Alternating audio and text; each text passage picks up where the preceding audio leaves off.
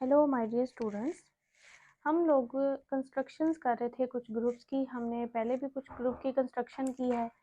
आज हम करेंगे कंस्ट्रक्शन ऑफ डीहेड्रल ग्रुप के। हमारा जो डीहेड्रल ग्रुप है वो किस तरह बनता है, उसकी क्या डेफिनेशन है, हमने उसको किस तरह बनाना होता है, हम उसके बारे में डिस्कस करेंगे।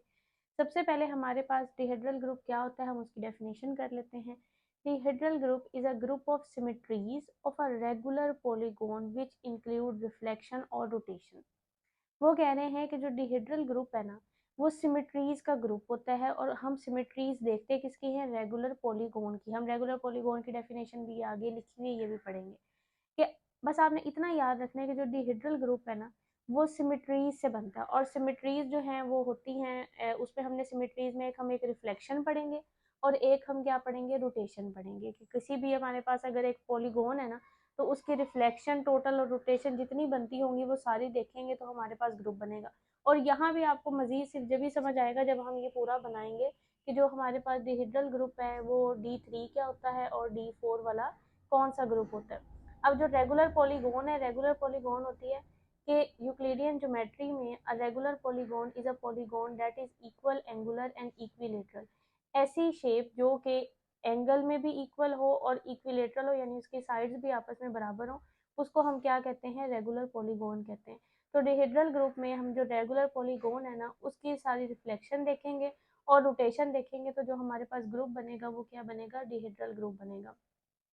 अब जो डिहेड्रल ग्रुप है ना, उसको D3 है, D4 है, हम सारे डिस्कस करेंगे। सबसे पहले हम ना D3 वाला देखते हैं कि D3 क्या होता है। अब D3 का क्या मतलब है कि उसके 3 साइड्स होंगी और 3 ही एंगल होंगे। वो क्या होता है, वो हमारे पास ट्राइंगल होती है। अब एक ये हमने ट्राइंगल ले लिया है 1 2 3। अब ये आपके पास ना एक पॉलीगोन है इक्विलेटरल, और एंगुलर भी इक्वल है और है भी इक्विलेटरल। अब इसकी हमने सारी रिफ्लेक्शन भी देखनी है और इसकी हमने सारी क्या देखनी है, रोटेशन भी देखनी है। जितनी इसकी टोटल रिफ्लेक्शन बनेगी और रोटेशन बनेगी उसको हम एक ग्रुप की शक्ल में लिख देंगे और वो ग्रुप क्या बनेगा, वो हमारे पास डिहेड्रल ग्रुप बनेगा। अब यहाँ आपके पास ना देखें 1 2 3, ये हमने एक ट्राइंगल ले लिया और हम इसको कहते हैं आइडेंटिटी, क्योंकि ये बिल्कुल हम स्टार्ट में लेके चल रहे हैं। तो इसको हमने किससे मेंशन कर दिया, आइडेंटिटी से कर दिया। अब सबसे पहले ना आप इसकी क्या करें, रोटेशन करें। इसकी रोटेशन किस तरह होगी, इसकी रोटेशन होगी इस तरह, आप इसको पकड़ के ना रोटेट कर देंगे तो 1 जहाँ 2 है वहाँ 1 आ जाएगा, ये 2 इधर चला जाएगा और 3 किधर आ जाएगा, इधर। क्योंकि आप एक इसको जो ट्राइंगल है इसको आप क्या कर रहे हैं, रोटेट कर रहे हैं। तो हमने इसको क्या कर दिया, ये जब हमने इसको रोटेट किया है तो हमारी जो ये नंबर की प्लेसेस हैं ये क्या हो गई हैं, ये चेंज हो गई हैं। पहले हमारा जो यहाँ था 1, इस 1 हमारा इधर था, तो अब हमने इसको किधर ले गए, यहाँ रोटेट करने के बाद 1 आ गया इस प्लेस पे। इसी तरह 2 इधर चला गया और 3 इधर चला गया। अब ये हमने ना एक दफा रोटेशन की है। अब ये जो पहली रोटेशन है ना, आप इसको किसका नाम दे दें, ए का नाम दे दें। अब आप ऐसा करें, एक दफा इसको दोबारा रोटेट करें, इसी डायग्राम को ना, यानी इसी ट्राइंगल को आप दोबारा एक दफा रोटेट करें। तो फिर क्या होगा, 3 इधर आ जाएगा, 1 इधर चला जाएगा और 2 यहाँ ऊपर आ जाएगा। तो ये आपके पास इस तरह की शक्ल बन जाएगी 1 2 3। और अब क्योंकि आपने ये डबल रोटेट किया, एक दफ़ा पहले रोटेट किया था, एक दफ़ा आप दोबारा रोटेट किया, तो हम इसको किससे मेंशन करेंगे, ए के स्क्वायर से। अब दोबारा से इसको एक और दफ़ा रोटेट करें। जब हम इसको दोबारा रोटेट करेंगे तो क्या होगा, 2 इधर आ जाएगा, 3 इधर चला जाएगा और 1 इधर। तो ये आ जाएगा 1 2 3। और अगर अब आप गौर करें तो ये दोबारा से जहाँ से हमने स्टार्ट लिया था ना, जिस ट्राइंगल से हमने देखे स्टार्ट भी यहाँ से लिया था कि 1 2 3, तो दोबारा से रोटेट करने पे ये वही आ गया। यानी जब तक हमारा आइडेंटिटी नहीं आ जाता ना, हमने उस टाइम तक इसको रोटेट करना होता है। तो अब जैसे ही हमारी आइडेंटिटी आ गई है तो हमने रोटेशन को स्किप कर देना, हमने रोटेशन को छोड़ देना है। और ये कितनी दफ़ा हमने किया है, ए क्यूबिक तक किया है, यानी 3 दफ़ा रोटेट किया तो उसने हमें क्या दिया, आइडेंटिटी दिया है। तो हमने रोटेशन इतनी ही, इसकी टोटल इतनी ही रोटेशन बन सकती है, इससे ज़्यादा इसमें रोटेशन नहीं हो सकती। अब रोटेशन वाला तो हमने काम कर लिया। अब हम क्या करते हैं, रिफ्लेक्शन। क्योंकि आपको बताया कि टीहेड्रल ग्रुप जो है उसमें हम एक रोटेशन देखते हैं और एक हम क्या देखते हैं, रिफ्लेक्शन। रोटेशन हम लोगों ने देख ली है, अब हम क्या देखते हैं, रिफ्लेक्शन देखते हैं। अब रिफ्लेक्शन क्या होता है, रिफ्लेक्शन होता है कि आप एक चीज को ना पलट दें, मतलब अक्स जो होता है उसको हम रिफ्लेक्शन देखते हैं। अब यहाँ आपके पास क्या होगा, ये आपके पास ट्राइंगल है, अगर हम इसको उल्टा दें, उल्टाने से क्या होगा कि 3 2 की जगह पे आ जाएगा और 2 जो है वो 3 की जगह पे। हम यही होता है ना कि अगर हमने किसी भी चीज का रिफ्लेक्शन देखना होता है तो हम उस चीज को ना उल्टा देते हैं, किसी एक सिमिट्री के अलोंग उसको क्या कर देते हैं, उल्टा देते हैं। अगर मैं इसको ऐसे पलटाऊंगी तो ये क्या होगा कि 3 इधर चला जाएगा और 2 क्या आ जाएगा इधर। आपने इसको ऐसे करके ना उल्टा देना। तो 1 क्योंकि 1 है ही अकेला, वो वहाँ ही रहेगा। लेकिन क्या होगा कि 2 और 3 जो है वो आपस में क्या हो जाएंगे, इंटरचेंज हो जाएंगे, क्योंकि हम इसको क्या कर रहे हैं, ऐसे उल्टा रहे हैं। तो अगर हम इसकी रिफ्लेक्शन लेते हैं तो इसकी रिफ्लेक्शन किस तरह की होगी कि अगर 2 3 है तो फिर क्या हो जाएगा, 3 और 2 हो जाएगा। और जो रिफ्लेक्शन है मैं उसको किससे जाहिर कर रही हूँ, बी से।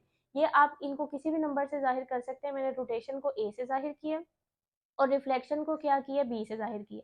अब देखें, एक दफा तो हमने जब ये रोटेशन की तो उसके अलॉन्ग हमारे पास ये वाली रिफ्लेक्शन आई है। अगर अब आप इसको दोबारा रिफ्लेक्ट करते हैं ना तो ये दोबारा से वही आ जाएगा। देखिए, अगर मैं इसको दोबारा ऐसे करके दोबारा उल्टाती हूँ, जब मैं उल्टाऊंगी तो दोबारा इस तरह ही हो जाएगा कि यहाँ 2 आ जाएगा, यहाँ 3 आ जाएगा, तो दोबारा से वही वाली शक्ल आ जाएगी। यानी वो क्या दे देगा, आइडेंटिटी दे देगा। इसका मतलब है कि रिफ्लेक्शन जो है ना, वो एक ही दफा करें तो उसके बाद अगर दूसरी दफा करते भी हैं तो वो दोबारा से आइडेंटिटी ही आ जाता है। इस वजह से अगर एक रोटेशन है तो उसके अलॉन्ग हमें सिर्फ क्या मिलेगी, एक ही रिफ्लेक्शन मिलेगी, एक रिफ्लेक्शन से ज्यादा नहीं है। मैं दोबारा अगेन बता रही हूँ कि अगर हम दोबारा इसको रिफ्लेक्ट करेंगे तो दोबारा से ये वही शक्ल आ जाएगी जो आइडेंटिटी वाली है। तो आइडेंटिटी आ जाए तो हमने उस काम को छोड़ देना होता है। इसका मतलब है इस रोटेशन के तहत हमें यही वाली रिफ्लेक्शन मिलेगी। इसी तरह फिर जितनी हमने रोटेशन की है, उन सब रोटेशन के हम अलोंग देखेंगे रिफ्लेक्शन। अब हमने एक ये रोटेशन की थी, अब इस रोटेशन के अलोंग भी आपने क्या देखनी है, कि रिफ्लेक्शन देखनी है। अब वो रिफ्लेक्शन कैसे हुई है कि देखिए, अगर हम इसको इसी तरह यूं पलटा देंगे तो क्या होगा कि 1 2 जो है वो फिर किस तरह लिखा जाएगा, 2 1 लिखा जाएगा, क्योंकि हमने इसको ऐसे करके ना उल्टा दिया। अब ये आपने इसको लिखना किस तरह है कि आपने ए के अलोंग रिफ्लेक्शन की है, तो ये ए बी के तौर पे लिखा जाएगा कि पहले आपने रोटेशन की है और फिर उस रोटेशन को आपने, उस रोटेशन की आपने क्या ली है, रिफ्लेक्शन ली है। तो इसको लिखने का क्या तरीका होता है, ए बी। क्योंकि आप लोग कह सकते हैं कि हमने इसको बी स्केयर क्यों नहीं लिखा, कि हमने दूसरी दफा रिफ्लेक्शन की है। ये दूसरी दफा रिफ्लेक्शन नहीं है। आपको बताया है कि एक ही चीज की हम 2 दफा रिफ्लेक्शन ले तो वो दोबारा से उसी, अगर रिफ्लेक्शन है तो वो एक ही दफा लेनी है। हाँ, ये जो हम ए बी लिख रहे हैं वो इस वजह से लिख रहे हैं कि ये इस वाले रोटेशन की हम क्या ले रहे हैं, रिफ्लेक्शन ले रहे हैं। ये एक और रोटेशन की हम रिफ्लेक्शन। इसी तरह जब आप अगली रोटेशन लेंगे तो उस रोटेशन की आपने एक दफा फिर क्या लेनी है, रिफ्लेक्शन लेनी है। तो हम क्या करेंगे, अगर इसकी हम रिफ्लेक्शन लेते हैं तो 3 1 है ना, अगर हम इसको ऐसे करके उल्टा देंगे तो क्या आ जाएगा, 1 और 3 आ जाएगा। और अब आपने इसको लिखना किस तरह है कि आपने ए स्केयर जो रोटेशन थी उसकी आपने क्या लिया, रिफ्लेक्शन ली है, तो आपने लिखना है ए स्केयर बी। फिर आप थर्ड, क्योंकि यहाँ तो आई आइडेंटिटी की है, जब आइडेंटिटी आता है तो उसकी रिफ्लेक्शन नहीं लेंगे, क्योंकि अगेन वो वही दोबारा रिपीट होने लग जाएगा। इसका मतलब है कि बस यहाँ तक ही हमने रिफ्लेक्शन लेनी थी, जितनी टोटल हमारी रोटेशन थी और जितनी टोटल उसके अलोंग रिफ्लेक्शन थी वो हमने सारी ले ली है। अब हम उसको एक ना ग्रुप की शक्ल में लिख देते हैं। तो वो ग्रुप की शक्ल हम उसको D3 का नाम देंगे, क्योंकि ये हम डिहेड्रल ग्रुप 3 का पढ़ रहे थे। तो D3 का नाम देंगे, जिसमें एक हमारे पास आया आइडेंटिटी, एक हमारे पास ये वाली रोटेशन आई थी ए, एक हमारे पास ये वाली रोटेशन आई थी ए स्केयर। ए क्यूबिक हम नहीं लिखेंगे कि वो दोबारा से आइडेंटिटी ही दे रहा था तो रिपीट हो रहा है, हम दोबारा नहीं लिखेंगे। फिर रोटेशन हमने लिख ली। अब हम लिखते हैं रिफ्लेक्शन। रिफ्लेक्शन एक हमारे पास शुरू में हमने ली थी बी, फिर हमने ली है ए बी, और फिर हमने कौन सी ली है, ए स्केयर बी। तो ये टोटल ये जितनी, ये सारी जो है आपके पास रोटेशन है ये वाली, और ये वाली आपके पास सारी क्या है, रिफ्लेक्शन। और इनको जनरल लिखने का भी तरीका होता है। इसको जनरल लिखने का ना ये वाला तरीका होता है। ये इसमें देखें कि आपकी जो D3 है ना, वो दो चीज़ों से मिलके बनता है, एक रोटेशन से और एक रिफ्लेक्शन से। तो हमने लिख दिया कि ए कॉमा बी, यानी ये ए और बी से बनता है, रोटेशन और रिफ्लेक्शन से। और इसमें D3 में आपको जो रोटेशन है उस पर कब आइडेंटिटी मिला, A3 पे। तो हम कहेंगे कि A3 पे हमें क्या मिली, आइडेंटिटी। यानी कितनी दफ़ा हमने रोटेट करना है, 3 दफ़ा। और रिफ्लेक्शन हमें क्या होती है, बी स्केयर पे। वो आपको बताया है कि जो रिफ्लेक्शन है वो सिर्फ एक ही दफ़ा करें तो ठीक है, अगर दूसरी दफ़ा करते हैं तो वो हमें क्या दे देता है, आइडेंटिटी दे देता है। इसलिए रिफ्लेक्शन जो होती है वो आपने क्या करना है कि बी स्केयर पे क्या देगा, आइडेंटिटी। हर जो रिफ्लेक्शन है ना, वो 2 दफ़ा करें तो वो दोबारा से वही आ जाती है। जैसे अगर आपने ये एक दफ़ा रिफ्लेक्शन की थी ना, अब इसको दोबारा आप उल्टा देंगे तो क्या आ जाएगा, दोबारा 1 2 आ जाएगा, तो वो वही दोबारा शक्ल नहीं आ जाएगी। इसलिए जो रिफ्लेक्शन है वो सिर्फ कितनी दफ़ा होती है, वो 2 दफ़ा पे ही आइडेंटिटी दे देती है। इसका मतलब है कि बी स्केयर पे उसने क्या दे देना है, ई आंसर दे देना है। हमारे पास और कंडीशन है जो हम लिखते हैं इसमें ये कंडीशन भी मैं आपको बताती हूँ कि ये कंडीशन हमने किस तरह लिखी है। ये अगला भी हम D4 भी करते हैं, उसमें भी मैं आपको बताती हूँ कि क्लियर करवाती हूँ कि ये कंडीशन हमने किस तरह करके लिखनी होती है। ये D4 में मैं आपको बताती हूँ। तो ये आपके पास था D3 डिहेड्रल ग्रुप, जिसमें हमने रोटेशन देखनी होती है किसी, ये जो पॉलीगोन होती है रेगुलर पॉलीगोन, उसकी हमने क्या देखनी होती है, रोटेशन और रिफ्लेक्शन। अच्छा, इसका ऑर्डर को लिखने का भी तरीका होता है। अगर आपने देखना होता है ना कि D3 का ऑर्डर क्या है, तो इसके ऑर्डर लिखने का ये तरीका होता है कि D3 है ना, ये D2N, ये इसका ऑर्डर देखने का तरीका होता है। अब आपका n जो है वो क्या है, वो 3 के बराबर है, तो इसका मतलब है कि 2 इंटू थ्री, तो 2 इंटू थ्री का मतलब है 6। तो आपको पता लग जाएगा कि इसमें टोटल कितने एलिमेंट आपने लिखने हैं, 6। तो देखिए आपने लिखे भी 6 हैं, 1 2 3 4 5 और 6। ये आपके पास था D3। अब हम देखते हैं D4। D4 आपके पास जो है वो क्या होता है, डिहेड्रल ग्रुप होता है ऑफ ऑर्डर 4। ये आपके पास है डिहेड्रल ग्रुप ऑफ ऑर्डर 4। अब यहाँ देखें ना, ये D4 है, तो D4 का मतलब ये आपको बताया कि ऑर्डर देखना है तो आपने देखना होता है D2N। तो इसका n किसके बराबर है, 4 के, तो जब 2 को 4 से मल्टीप्लाई करेंगे तो 8। इसका मतलब है जो D4 है उसमें टोटल कितने एलिमेंट्स आते हैं, उसमें 8 एलिमेंट्स आते हैं। अब हमने जो 4 है, 4 वाली पॉलीगोन क्या हो सकती है, स्केयर हो सकता है, ठीक है ना, क्योंकि हम स्केयर ले सकते हैं। आपने उन्होंने कहा है कि रेगुलर पॉलीगोन यानी इक्वल साइड और इक्विलेटरल होना चाहिए, तो 4 कोनों वाला हमारे पास क्या बन सकता है, स्केयर बन सकता है। तो हम स्केयर लेके चलते हैं 1 2 3 4, और स्टार्ट में लेके चलें तो हमने उसको क्या दिया, आइडेंटिटी। अब आपने क्या देखनी है, सारी इसकी रोटेशन देखनी है जितनी इसकी पॉसिबल हो सके, और उसी के अलोंग आपने सारी क्या देखनी है, रिफ्लेक्शन भी देखनी है। हम सबसे पहले इसको क्या करते हैं, रोटेट करते हैं। जब हम इसको रोटेट करेंगे तो इसको ऐसे करके हम रोटेट करेंगे। रोटेट करने से क्या होता है कि 1 इधर चला जाएगा, 2 इधर आ जाएगा, 3 इधर चला जाएगा और 4 ऊपर चला जाएगा, क्योंकि आप उसको रोटेट कर रहे हैं। रोटेट से क्या होता है, एक एक नंबर आगे चला जाएगा। तो यहाँ देखें, अगर हमने रोटेट किया तो 1 इधर आ गया, ये 2 इधर नीचे चला गया, ये 3 और ये 4, और हम पहली रोटेशन को किसका नाम देते हैं, ए का। अब आप क्या करें, इसी चीज को दोबारा रोटेट करें। जब हम इसको दोबारा रोटेट करेंगे फिर अगेन यही होगा कि 1 इधर आ जाएगा, 2 इधर, 3 इधर और 4 इधर। तो ये इस तरह की आपके पास शक्ल आ जाएगी। और इसको क्योंकि हमने दूसरी दफा रोटेट किया है तो हम इसको ए स्केयर का नाम देंगे। फिर आपने इसको अगेन रोटेट करना है। जब हम इसको अगेन रोटेट करेंगे तो आपके पास क्या आ जाएगा, ये इस तरह रोटेट होगा कि 3 इधर चला जाएगा, 4 इधर, 1 इधर और ये आपके पास 2 इधर आ जाएगा। तो ये रोटेशन आ गई है, इसको हम कह देते हैं ए क्यूबिक। जब तक आइडेंटिटी नहीं आएगा, यानी जहां से हमने शक्ल स्टार्ट की है वहां तक नहीं आएगा, जब तक हमने रोटेट करते रहना है। अब हम इसको दोबारा, क्योंकि अभी हमारे पास जो स्टार्ट किया था वो वाला नहीं आया, स्टार्ट हमने किया 1 2 3 और 4। हम इसको ऐसा करते हैं, दोबारा रोटेट करते हैं। जब इसको रोटेट करेंगे 2 इधर चला जाएगा, 3 इधर, 4 इधर और 1 इधर, तो 1 2 3 4। अब ये आइडेंटिटी आ गया, यानी जहां से हमने स्टार्ट किया था वही वाली ये आ गई है। तो इसका मतलब है अब यहाँ तक हमने काम लेके चलना है, उसके बाद हमने स्किप कर देना। और इसने आइडेंटिटी कब दी है, ए की पावर 4 कि हमने जब चौथी दफा इसको रोटेट किया ना तो इसने क्या दिया, आइडेंटिटी दी है। ये तो टोटल थी हमारे पास रोटेशन। अब हम इसी के अलोंग क्या देखते हैं, रिफ्लेक्शन देखते हैं। हम पहली रिफ्लेक्शन देखेंगे। अब देखें, ये है आपके पास एक स्केयर। स्केयर को भी हमने इसी तरह करना है कि हमने इसको ना ऐसे फ्लिप कर देना है, यानी हमने इसको ना उल्टा देना है। जब हम इसको फ्लिप करेंगे तो क्या होगा, 1 2 से, यानी 2 जो है, अगर 2 इधर है और 1 इधर है तो यहाँ क्या हो जाएगा, 1 2 हो जाएगा, और 3 और 4 आपस में क्या हो जाएंगे, इंटरचेंज हो जाएंगे। यानी ये सिर्फ फ्लिप होता है कि 1 की जगह पे 2 आ जाएगा और 2 की जगह पे 1। इसी तरह 3 4 की जगह, 3 जो है उसकी जगह 4 आ जाएगा और 4 की जगह क्या आ जाएगा, 3 आ जाएगा।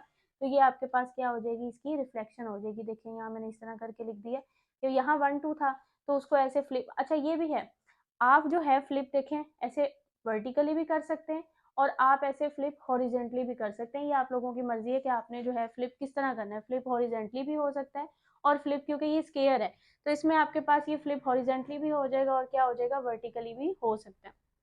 तो इस वजह से मैंने यहाँ इन्होंने क्या किया हुआ ऐसे करके ना, ये ऐसे फ्लिप यूं ऐसे वर्टिकल हॉरिजेंटली इसको फ्लिप किया हुआ है कि 1 2 और 3 4 था ना, तो 1 2 को वो नीचे ले आए हैं और 3 4 को वो क्या ले गए, ऊपर ले गए। ऐसे बस फ्लिप करना होता है। तो ये आपके पास क्या हो जाएगा, 1 2 नीचे आ जाएगा और 3 4 क्या हो जाएगा, ऊपर आ जाएगा। इसको उल्टा दिया तो पहली रिफ्लेक्शन को हमने किसका नाम दे दिया, बी का। इसी तरह अब इसकी जब हम रिफ्लेक्शन लेंगे तो इसका भी यही होगा कि आपने इसको ऐसे करके ना फ्लिप कर देना है।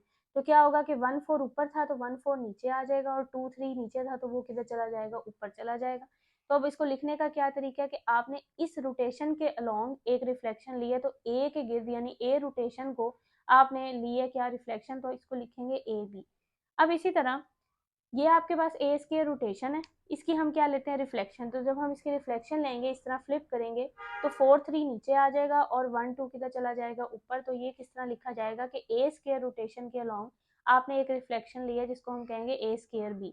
अब आप लास्ट वाली लें कि इसको आप क्या करें, इसकी रिफ्लेक्शन लें। जब हम इसकी रिफ्लेक्शन लेंगे तो 3 2 नीचे चला जाएगा और 4 1 ऊपर चला जाएगा। तो हम लिखेंगे कि ए क्यूबिक बी, कि हमने ए क्यूबिक रोटेशन के अलोंग एक रिफ्लेक्शन लिए ए क्यूबिक बी।